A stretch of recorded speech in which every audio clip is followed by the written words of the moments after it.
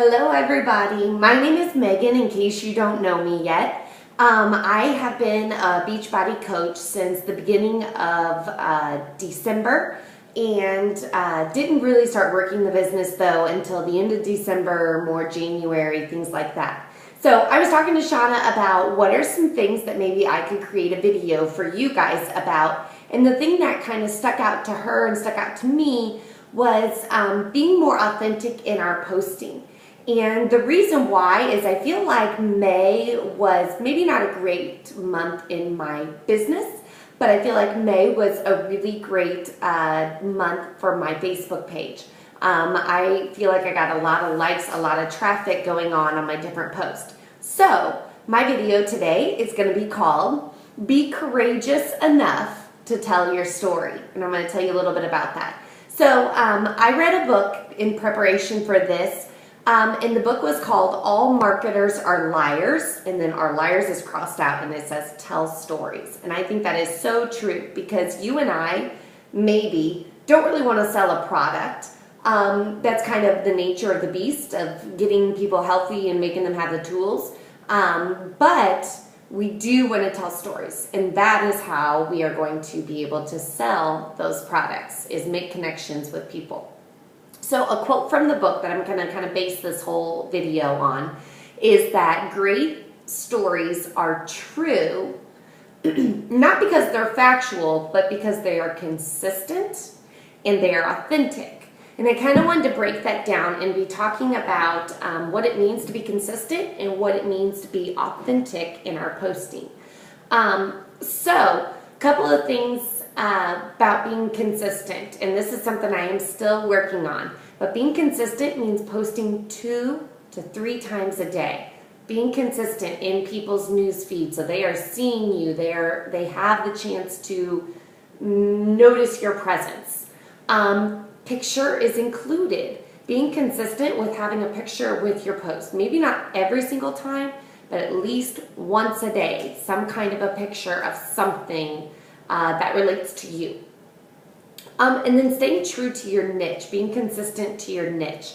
For mine, it is God and health, motivation. I am a teacher, so I do post about teaching because a lot of my challengers are teachers. Almost all my challengers are teachers, actually. And then my family and my dog. And whenever I'm thinking, I don't know what to post about, I always go back to that. So being authentic is kind of the main thing. A couple of things is sharing your trials, maybe current trials or past trials, and how they have become triumphs.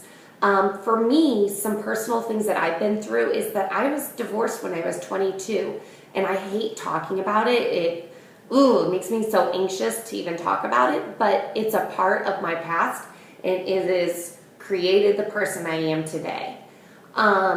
Losing 30 pounds during that time, I was at my lowest around 102, and it was unhealthy, and everybody noticed. And so I try to bring that because that brings in a group of women that maybe not everybody brings in also. I have kidney stones about every 3 or 4 years, and then I have thyroid issues. And so I try to kind of bring in, those are some examples. I'm also single, and with Ryan leaving to go to Utah and stuff like that, that's been a huge thing that I've been able to share with the people that are following and kind of get some encouragement from them also. So think about what physical, mental, emotional, spiritual trials have you been through that you came out on top, or that you're going through right now that you're trying to. How did you deal with those struggles? The second thing about being authentic is maybe changing or sharing a changed view from your past.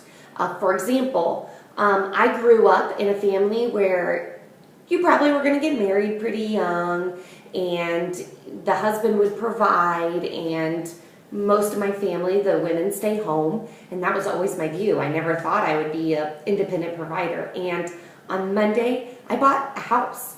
I own a house. Like this is my wall. So that's so exciting, and so that's a huge changed view that people can relate to. So What did you think growing up and that has changed now in your life?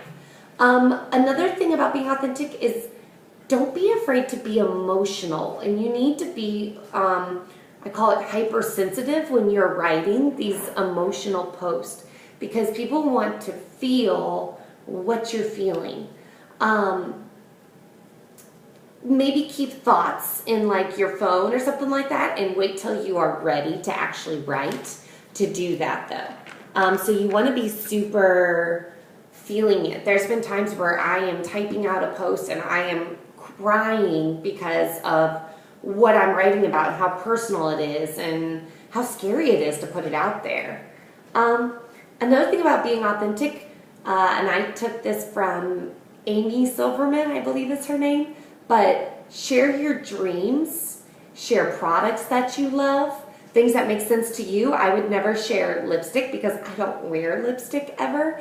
But I noticed that Shauna did her summer favorite things or whatever it was, and that works for her. I would never share that because that's not me. Clothing that you love, things that you're an expert at. I used to be a weightlifter, and so that's kind of some things that is in my expertise bag that I probably need to pull out more and share with people a little bit more. But it doesn't have to be fitness related. What are you an expert at? And share that with your followers. They want to get to know you. That's why they follow you. So for this video, I also looked at my insights because I really wanted to figure out where do I get the most likes, the most comments, the most traffic, what's going on those posts. And I shared a couple of, wrote down a couple of commonalities between all of those. So one thing, I am always in the picture. It's always a picture of me, usually a selfie, that gets tons of likes. Now, not every picture of me, but when it's a personal thing, a trial to a triumph, and a picture of me, I get lots and lots and lots and lots of likes. Always something super deeply personal that feels completely and utterly me. I am proud to put it out there because I know that that is who I am. A third thing, I always kind of know it's good before I post it. I know the statuses that are going to get lots of traffic before I even put them out there. And you probably do too. Because we've all had those times where it's just like, oh, I just need to put something out there. And you know they're not going to. Not saying that's horrible, but you want to be a scroll stopper. I'm vulnerable when I share these things. I reread them, I consider not posting them, but always just post. Put it out there. Do and think later. But it's often a trial to a triumph, and I try to keep it short. And I go by the theory of why say 5 words when you can say 100 words, but really try to shorten it down.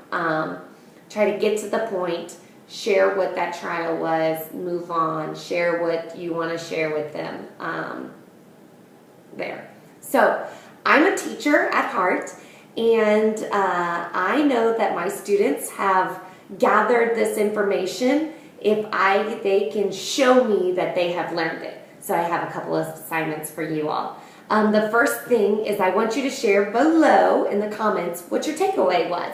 What's maybe one thing you learned, or what's something you can add to the group to share about how to be more authentic in your posting. And then the second thing, I want to challenge you to share something personal on your page in the next week. And then after you share that on your page, share it with us. So we can give you 1, more traffic, we can go like and comment, and then 2, we can give you encouragement because it is scary to put yourself out there. But we want to be telling you how awesome it is. And I want to check that you've done your homework. So in the next week, share something personal. Share something completely authentic to you. And then share it with us in Shauna's PS group. So hope you guys learned something. I enjoyed doing the video. And I will talk to you all later. See ya.